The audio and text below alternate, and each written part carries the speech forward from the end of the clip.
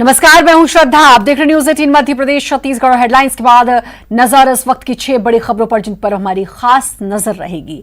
बताएंगे आपको कहां नक्सलियों को लगा तगड़ा झटका, कोरोना की जंग से अब तक की अपडेट बताएंगे। कोरोना काल में एक नए वायरस की एंट्री, जो मवेशियों की जान पर खतरा बन रहा। गौठान में जब एक चीतल घुसा तो गायों का क्या रिएक्शन रहा। आज कहां कहां भारी बारिश हो सकती है, और बताएंगे आखिर में इस बार क्यों आखिर 6 फीट की दूरी से लोग बोलेंगे जय कन्हैया लाल की।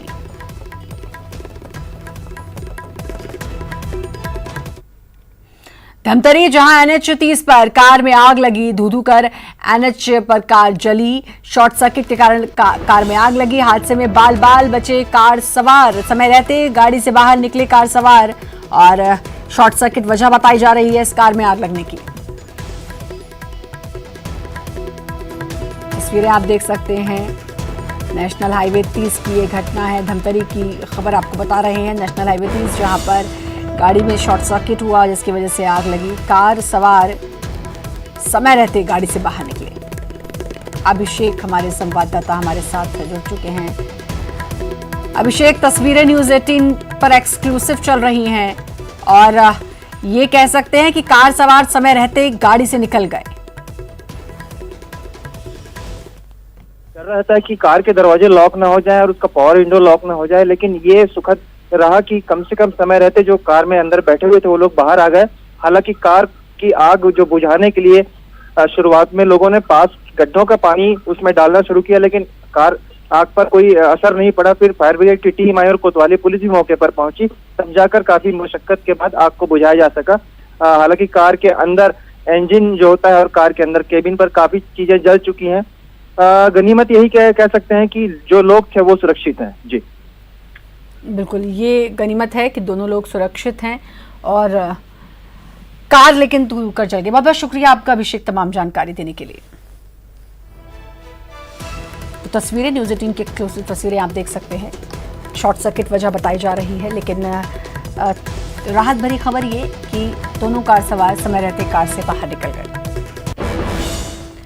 नक्सलियों के खिलाफ सुरक्षा बलों को बड़ी कामयाबी मिली है। कोंडागांव के पास होनहेड मुठभेड़ में ढेर नक्सली का शव कांकेर लाया गया। कल सर्चिंग के दौरान मुठभेड़ में एक नक्सली मारा गया था। वहीं जवानों ने नक्सलियों के कैंप को भी ध्वस्त कर दिया। वहीं प्रदेश की सीमा से लगे महाराष्ट्र के गढ़चिरौली में भी नक्सलियों को झटका लगा। 18 लाख के इनामी नक्सली दंपत्ति को गिरफ्तार किया गया, तो 4.5 लाख के 2 इनामी नक्सलियों ने सरेंडर कर दिया।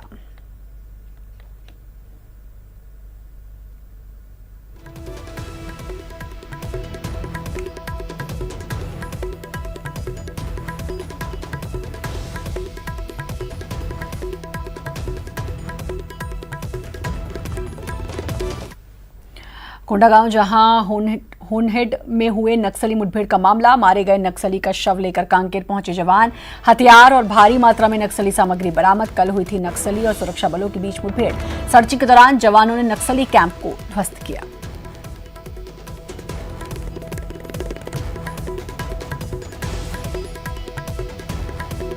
तो हथियार और भारी मात्रा में नक्सली सामग्री बरामद की गई है। आपको बता दें कि कल नक्सलियों और पुलिस के बीच मुठभेड़ हुई थी, और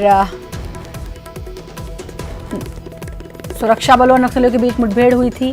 अब शव लेकर, जो नक्सली मारा गया था उसका शव लेकर अब कांकेर जवान पहुंच चुके हैं। हथियार, भारी मात्रा में नक्सली सामग्री भी बरामद हुई है। तो होनहेड में हुए नक्सली मुठभेड़ का ये पूरा मामला, मारे गए नक्सली का शव लेकर अब जवान कांकेर पहुंच गए हैं। हथियार, भारी मात्रा में नक्सली सामग्री यहां से बरामद हुई थी। कल ये नक्सली और सुरक्षा बलों के बीच मुठभेड़ हुई थी।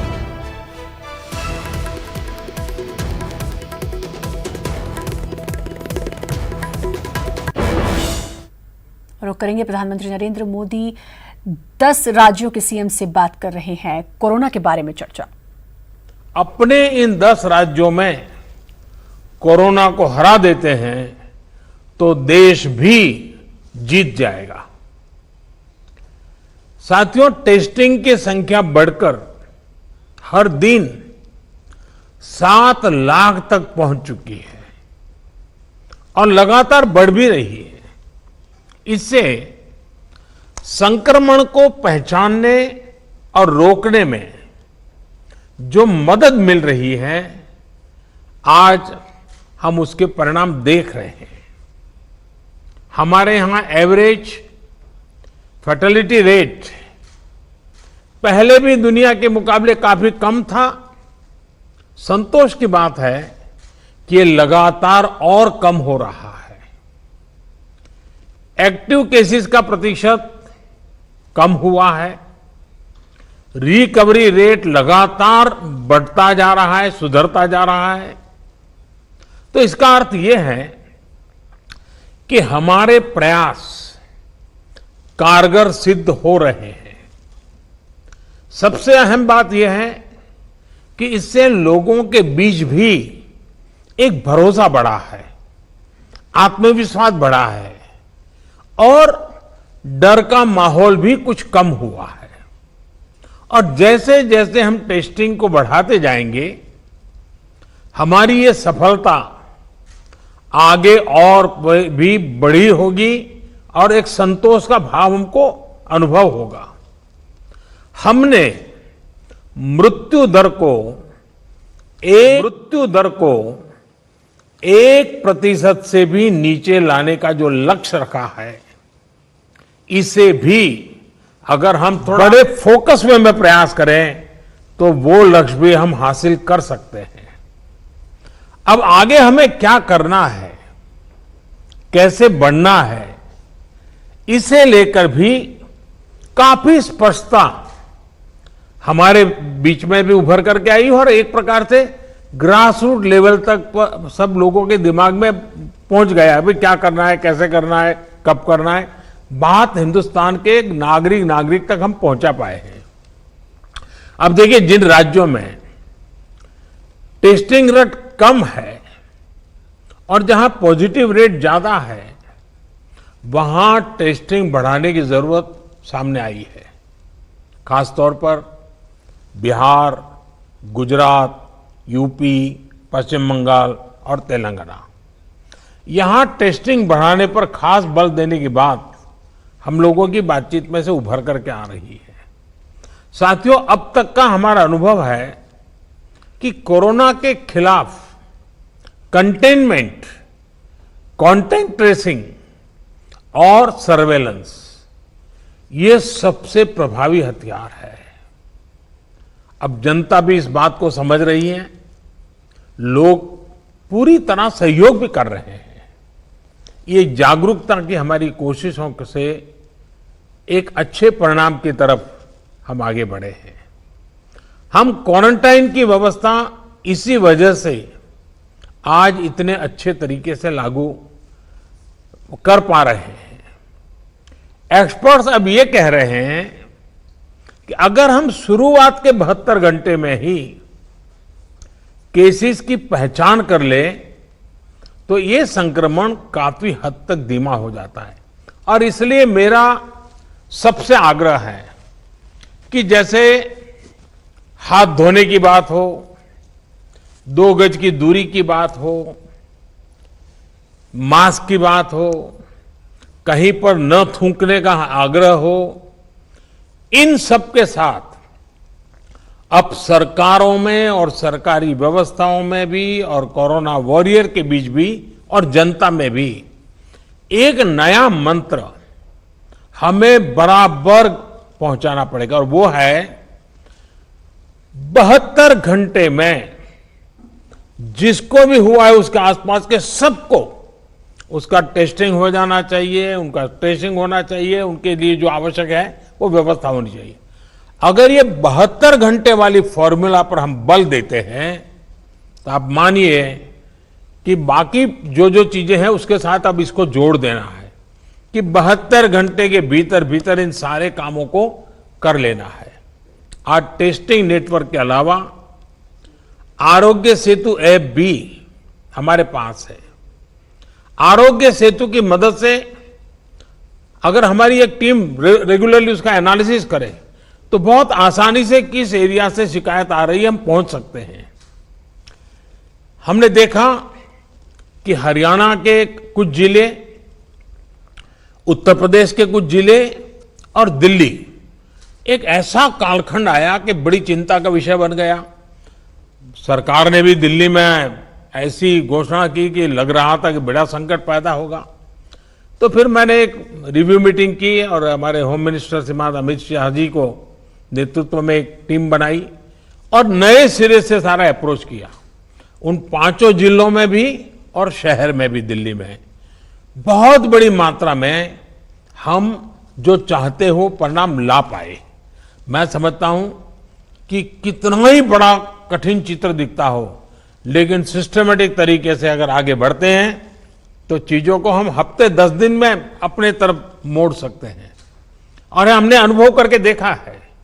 और इसी रणनीति के भी जो मुख्य बिंदु यही थे, कंटेनमेंट जोन्स को पूरी तरह से अलग कर देना, जहां जरूरत पड़े वहां माइक्रो कंटेनमेंट का भी आग्रह करना, 100% स्क्रीनिंग करना, रिक्शा, ऑटो रिक्शा चालक और घरों में काम करने वाले लोगों को भी और अन्य हाई रिस्क लोगों की स्क्रीनिंग पूरी कर लेनी चाहिए। आज इन प्रयासों का परिणाम हमारे सामने है। हॉस्पिटल्स में बेहतर मैनेजमेंट, आईसीयू बेड्स की संख्या बढ़ाने जैसे प्रयासों ने भी बहुत मदद की है। साथियों, सबसे ज्यादा प्रभावी आप सबका अनुभव है। आपके राज्यों में जमीनी हकीकत की निरंतर निगरानी करके जो नतीजे पाए गए, सफलता का रास्ता उसी से बन रहा है। आज जितना भी हम कर पाए हैं वो आप सबके अनुभव उसमें काफी मदद कर रहे हैं। मुझे विश्वास है कि आपके इस अनुभव की ताकत से देश ये लड़ाई पूरी तरह से जीतेगा और एक नई शुरुआत होगी। आपके और कोई सुझाव हो, कोई सलाह हो तो हमेशा की तरह मैं हर समय आपके लिए उपलब्ध हूं। आप जरूर बताइए। और मैं आपको विश्वास दिलाता हूं, सरकार के सभी अधिकारी भी आज मौजूद थे। जिन जिन बातों का आपने जिक्र किया है, जिसकी चिंता करने के लिए कहा है, टीम पूरी तरह तुरंत ही उसको आगे बढ़ाएगी। लेकिन हम जानते हैं कि ये जो कालखंड होता है सावन, भादो और दिवाली तक का, तो कुछ बीमारी का और बीमारियों का भी माहौल बन जाता है, उसको भी हमें संभालना है। लेकिन मुझे विश्वास है कि हम जो 1% से नीचे मृत्यु दर लाने का लक्ष्य, रिकवरी रेट तेजी से बढ़ाने का लक्ष्य, 72 घंटे में सारे कांटेक्ट पर्सन को तक पहुंच करके उनकी व्यवस्था करना, इन मंत्रों को लेकर के अगर हम थोड़ा फोकस एक्टिविटी करेंगे तो हमारे जो 10 राज्य जहां पर 80% केसेस हैं, हमारे 10 राज्य जहां 82% मृत्यु हैं, हम 10 राज्य इस पूरी स्थिति को पलट सकते हैं। हम 10 राज्य मिलकर के हम भारत को विजयी बना सकते हैं और मुझे विश्वास है कि हम इस काम को कर पाएंगे। मैं फिर एक बार, आपने बहुत समय निकाला, समय की कमी के बावजूद भी बहुत ही अच्छे ढंग से आपने अपनी सारी बातें रखी हैं। मैं आपका बहुत बहुत धन्यवाद करता हूं। ब्रेक के बाद एक बार फिर से आपका स्वागत है। पूर्व राष्ट्रपति प्रणब मुखर्जी का मेडिकल बुलेटिन जारी हो गया है। प्रणब मुखर्जी अस्पताल में भर्ती हैं। प्रणब मुखर्जी की सर्जरी हुई है। प्रणब मुखर्जी की हालत गंभीर। प्रणब मुखर्जी को वेंटिलेटर सपोर्ट पर रखा गया है। कोरोना पॉजिटिव भी हैं प्रणब मुखर्जी, तो प्रणब मुखर्जी की हालत गंभीर बताई जा रही है। कल ही इसकी खबर उन्होंने खुद दी थी कि वो कोरोना पॉजिटिव हैं। उसके बाद उनकी सर्जरी भी हुई। अब मेडिकल बुलेटिन का जारी हुआ है। अस्पताल में भर्ती हैं, सर्जरी हुई है। फिलहाल हालत गंभीर बताई जा रही है। वेंटिलेटर सपोर्ट पर उनको रखा गया है। आपको बता दें कि कोरोना पॉजिटिव भी हैं प्रणब मुखर्जी। कल उन्होंने ट्वीट किया था और कहा था कि मेरे संपर्क में जो एक हफ्ते में लोग आए हैं वो खुद आइसोलेट हो जाएं और अपनी जांच करवाएं।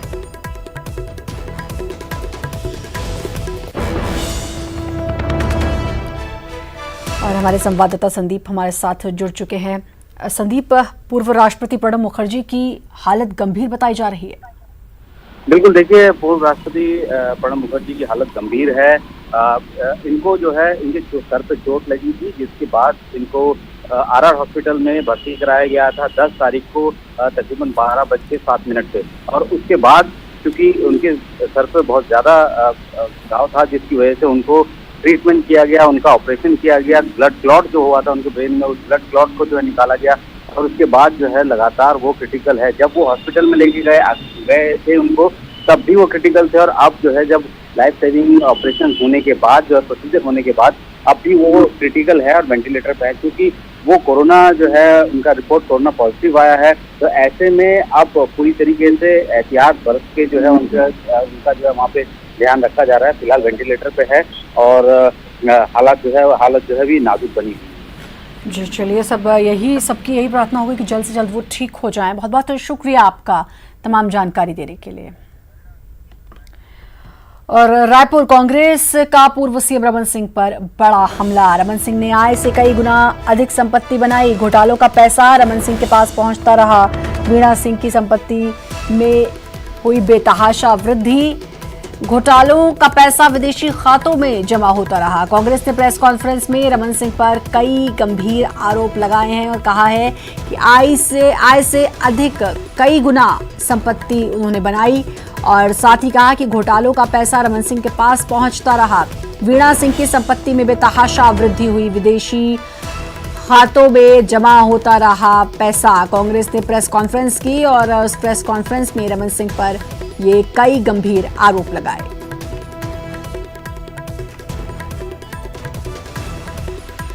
तो बड़ी खबर आपको बता दें, कांग्रेस ने पूर्व मुख्यमंत्री रमन सिंह पर कई बड़े आरोप लगाए हैं। आपको बता दें कि कांग्रेस का कहना है कि आय से अधिक कई गुना संपत्ति उन्होंने बनाई है। घोटालों का पैसा रमन सिंह के पास पहुंचता रहा।